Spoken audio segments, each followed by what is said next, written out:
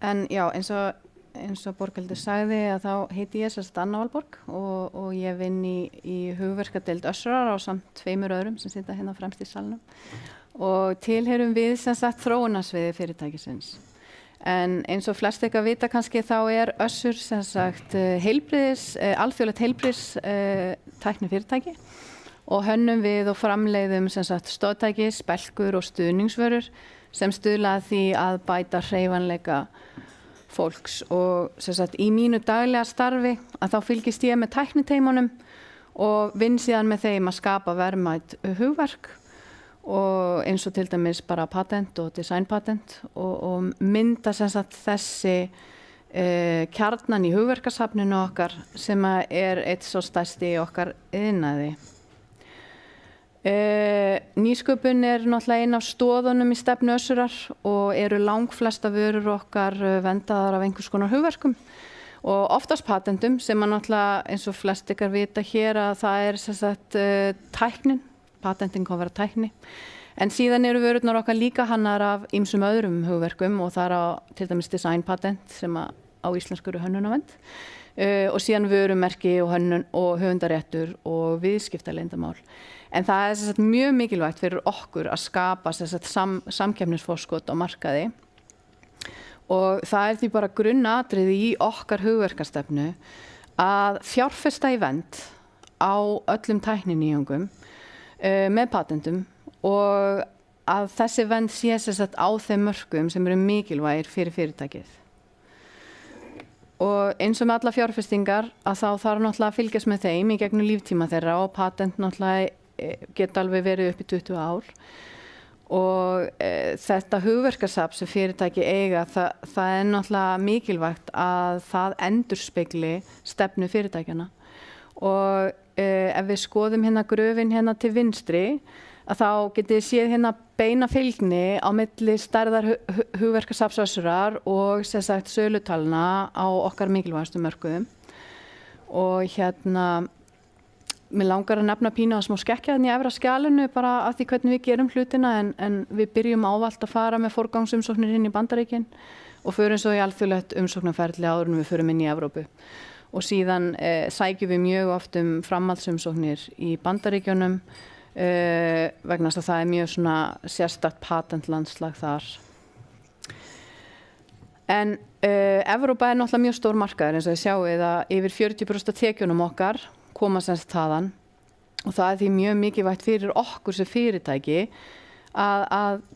meta það hvaða áhrif þetta nýja kerfi hefur fyrir okkur, bæði það að geta beðið þetta unitary effect, að fá sem þetta svæða pakka patent og síðan hvað þessi nýji dómstóll munum við vilja sem sagt að hann taki okkar ágreiningsmál fyrir og hérna þetta sem sagt svona ákvarðanir sem nauðsynlegt að taka alveg eins og Margrét nefndi hérna áðan. En já, hér sem sagt svona pínu myndræn mynd af hvernig þessi nýji dómstóll sem sagt núna 1. júní fara sem sagt öll evrópsk patent fyrir þennan nýja dómstól en áður fóru þau sem sagt fyrir þessa sem sagt landsbundnu dómstóla og hérna en eins og Margrét nefndi að þá svona aðlögunartími og það sem sagt hægt ef að fyrirtæki óska eftir því að fara tilbaka og taka ekki þátt kannski sérstaklega til þess að byrja með ef að fólk eitthvað pínu tvístígandi, þetta náttúrulega bara algjörlega nýtt kerfi og eins og hún sagði að þá sem sagt þarf maður að opta út til þess að taka ekki þátt. En okkar spurningar þá náttúrulega bara þú veist myndi Össur vilja að fara fyrir innan sameinaða dómstól og það náttúrulega ýmislegt sem þarf að skoða til þess að meta það. Þannig að ég ætla svona næstu glæri aðeins að kíkja svona yfir kosti og galla sem eru svona, þetta náttúrulega ekki exhaustive listi en hérna svona það sem talið staðist og meta síðan hvaða þættir eru mikilvægasti fyrir okkur og hvaða ákvörðun við tókum sem sagt innan hús. En kannski svona stærsti munurinn sem að okkur finnst vera sem reyndar bara mjög jákvætt með þennan nýja dómstól að hann mun sjá öll ágreiningsmál þó að sé kannski eitthvað skipta á milli deilda að þá sem sagt það aðeins öðruvísi heldur en vanalega í löndunum vegna þess að það alltaf sikkur dómstóllinn í hverju landi sem tekur yfirlega fyrir brotamál og svo gildismál hins vegar. Þannig að, og þegar þú ert kannski að lenda í einhverju svona brotamálum, að þá gildismáli yfirlega tekið fyrir fyrst og hitt sett á ís og síðan brotamáli tekið fyrir ef að patentið gilt og þetta getur tekið sjúklega langan tíma. Og það náttúrulega þess vegna sem talað að nýi dómstóllinn verði fljótari og enda það bara mjög líklegt og þá sérstaklega í byrjun þegar það ekki eitt mál í backloggi. Þannig að þetta verður örugglega mjög hratt til að byrja með, svo sjáum við svona hvernig þetta verður. En svona kostirnir af gömlu leiðinni, að það náttúrulega það að landsbundin dómstólarnir hafa verið svolítið hliðhollari patenteigendum og það náttúrulega svona established case law og þú veist svona pínu við hverju átt að búast, hvernig túlkanir á lagalegum atriðum eða tæknilegum atriðum eru og sem bara flott og það svona talað að þetta sé svona öruggari leið að ef einhver fer gegn þér og ógildir patentið þá fellur það bara í þessu eina landi sem var sótt ógildingamál gegn þér. Svona ókostirnir pínu eru náttúrulega kannski pínu speglun af kostunum að ef að þú lendir í því að fá hagkvæman dóm fyrir þig að einhver sé að brjóta þínu einkaleyfi þá gildir þetta náttúrulega bara í þessu eina landi, það gildir ekki yfir nein landamæri og eins og komið fram að þá náttúrulega getur verið rosalega dýrt ef þú þarft að fara á eftir aðila í mörgum Evrópulöndum og það líka rosalega tímafrekt fyrir starfsfólk í fyrirtækjum.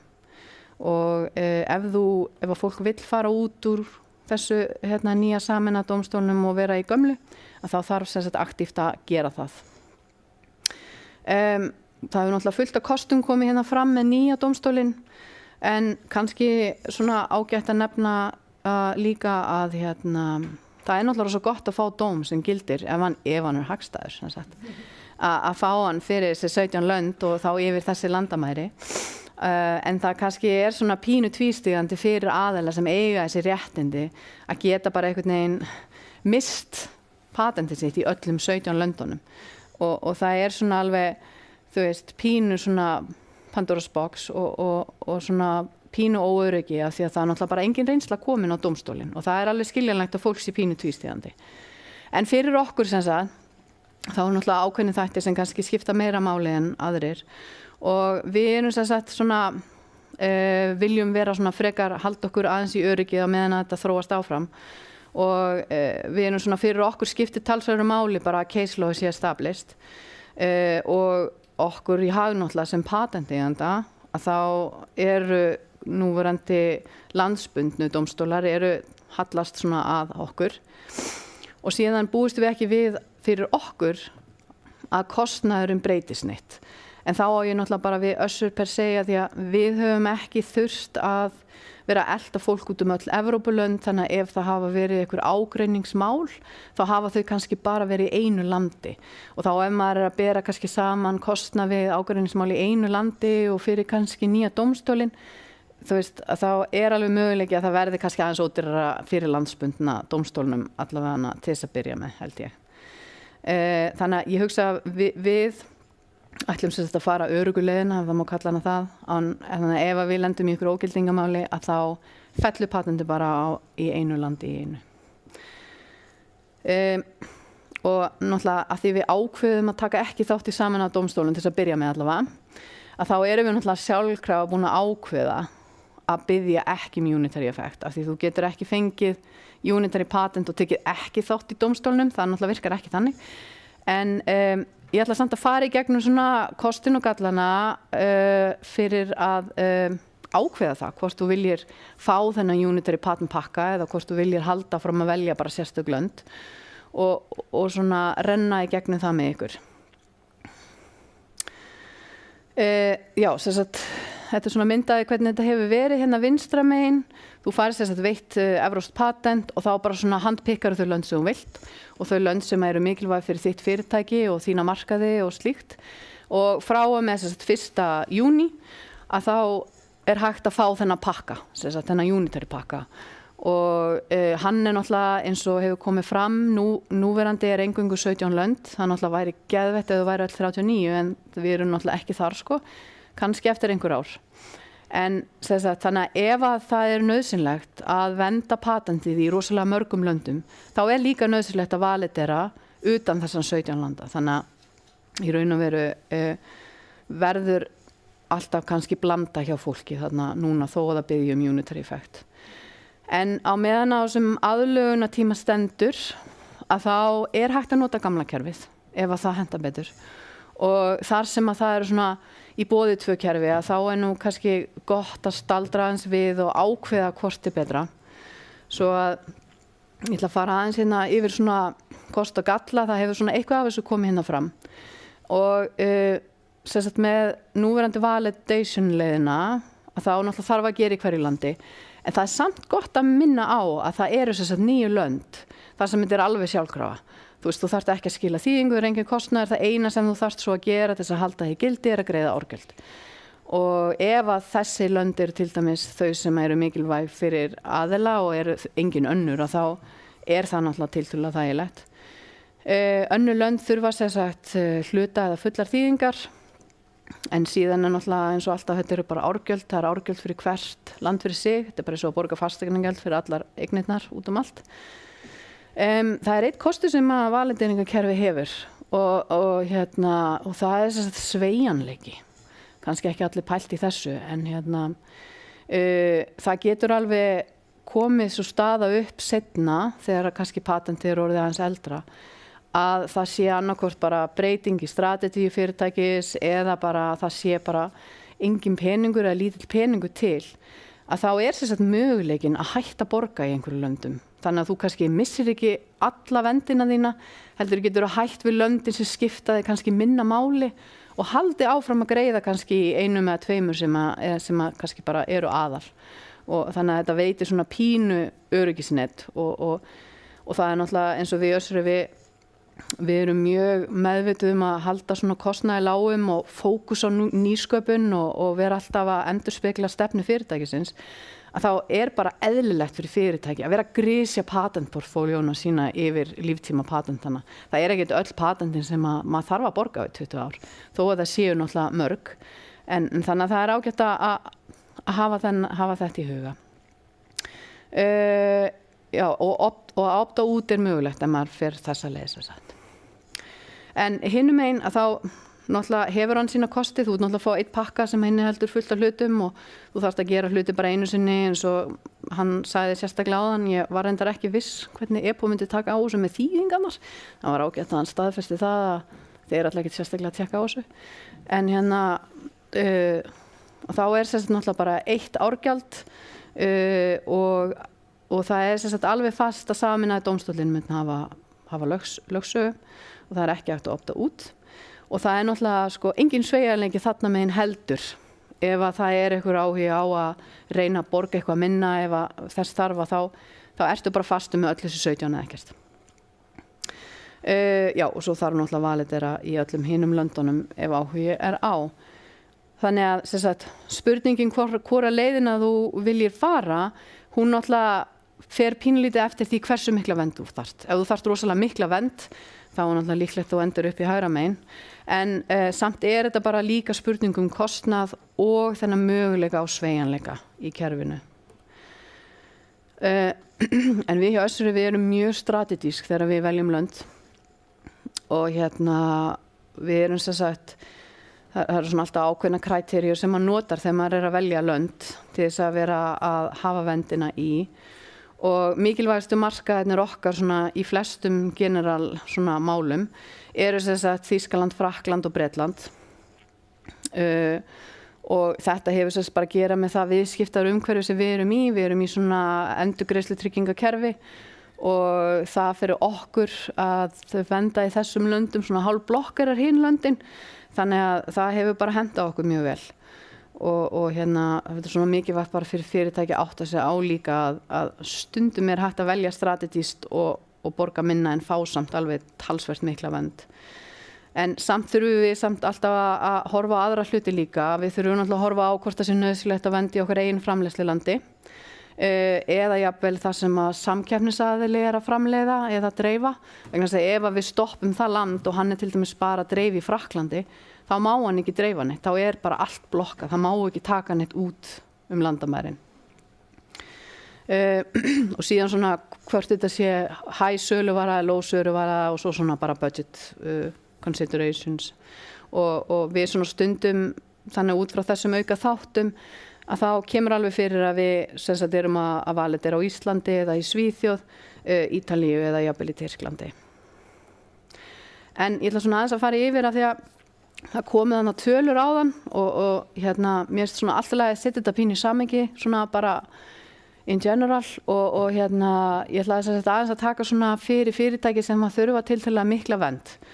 En kannski að tala svona fyrirvara þá eru þessar tölunar hérna á skjánum að þær eru sem sagt miðað við að patent sé veitt eftir svona cirka 4 ár. Við erum að greiða árgjöldin öll 20 árin sem kannski ekki máli hjá öllum. Og það innifalið í þessu viðeigandi þýðingakostnaður í þeim löndum sem þar eru og eru valin ásamt kostnaður sem þarf að greiða í tengslu með árgjöld sem þá annarkvort í gegnum lögfræðiskrifstofur eða það greitt í gegnum eitthvað service provider eða eitthvað svoleiðis. Þannig að öll þessi mál sem ég tek fyrir eru með sömu forsendur. En hérna vinstra megin sem sagt til dæmis ef að það þarf rosa mikla vernd og hér til dæmis tók ég svona stærri vestrænu markaðina og Norðurlöndin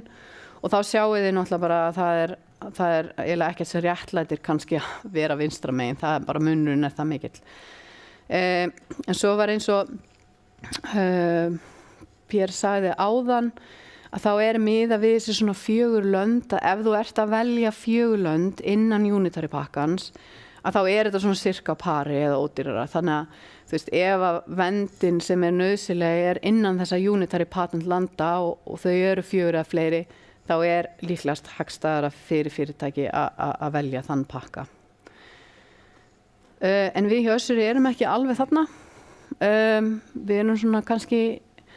svona að velja færri lönd en kannski hentar kerfinu eins og það sett upp núna. Og fyrir okkur eins og sjáum hér að við erum að velja rauninni 2 lönd sem innan pakkans og 1 fyrir utan, Bretland sem náttúrulega hefði átt að vera hann inni og hefði málið meira aðeins öðruvísi. En þið sjáum samt að það munar alveg talsvert miklu kannski svona fyrir general valideringar hjá okkur og þannig að það munar alveg að greiða 30% minna og fá samt kannski sveigjanleikana og geta droppað eitthvað seinna mér. Og það sama á náttúrulega líka við ef við erum að validera í fleiri löndum sem eru utan unitary pakkans eins og hér ég til dæmis með Tyrkland en það náttúrulega kannski verður öðruvísi sem maður þarf að validera meira innan unitary pakkans. Ég setti hérna inn smá heimild ef að gagnlegt fyrir einhvern. Það eru nokkuð fyrirtæki sem bjóð upp á svona Power BI leitarvélar og það örugglega bara hægt að googla eitthvað svona unitary patent cost simulator og þá getur fólk svona pínu bara metið þetta fyrir sig. Þannig að svona fyrir okkur að við erum svona kannski ekki alveg tilbúin að hoppa inn í kerfið og auka kostnaðinn þó það sé náttúrulega frábært að fá þess að auka vernd í öllum þessum löndum að þá allavega eins og staðan í dag að þá þetta ekki eitthvað sem að við currently alveg þurfum og við viljum sem sagt halda okkur innan sveigjanleika að geta sem sagt grisja portfóljóun okkar svona seinna meir og að við getum mögulega optað út sem sagt út úr sameinaða dómstólnum. Þannig að allavega í bili þá ætlum við að ekki að biðja unitary effekt en það náttúrulega bara í dag, það gæti breyst seinna meir. Bara svona í restina, ég vona ég sé ekki búin að tala allt og lengi en mér finnst bara mikilvægt að það komi fram að þetta bara svona þú veist, þetta kerfi hentar ekki öllum og það bara alveg nauðsynlegt fyrir fólk og fyrirtæki að skoða sitt. Eins og Margrét líka sagði bara þarf mikla vernd, mikil hætta á málaferlum, þú veist, hvað með kostnað, þarftu sveigjanleika eða ekki og ertu mögulega að fara í litigation í mörgum löndum og einhverju slíkt, þannig að það mikilvægt að taka ákvörðun og að hún endurspegli það sem að fyrirtækið að gera og sérstaklega kannski mikilvægt að nefna líka að ef að fyrirtæki eru með kannski nokkra patentfjölskyldur en það svona ein patentfjölskylda sem að í rauninni bara svona tækni fyrirtækisins, bara alveg þá myndi ég nú alveg hugsa með tvisvar að hérna setja hann í sameina dómstólina því að það getur verið dýrkeypt fyrir fyrirtæki að missa í öllum löndum. Þannig að það er svona mikilvægt að skoða þetta, bera saman kostnað og athuga hvort að sveigjanleiki sé til staðar og bara að virkilega skoða í hvaða löndum fólk þarf að verja. Það er bara mjög mikilvægt og ég hugsa sé bara mikilvægastu skilaboðin sem ég get komið með inn í dag. Og síðan er sem sagt bara að meta dómstólinn. Ég meina það er náttúrulega pínu erfitt að meta eitthvað núna. Við vitum ekkert hvernig þetta fer. Það er eins og margir segja, verður þetta þýsk túlkun eða bresk túlkun eða þú veist, það er bara pínu óljóst eins og staðan er núna. Þannig að við verum að gefa þessum smá sjens og sjá svona hvernig þetta þróast. En þá er bara, held ég, komið hjá mér í dag.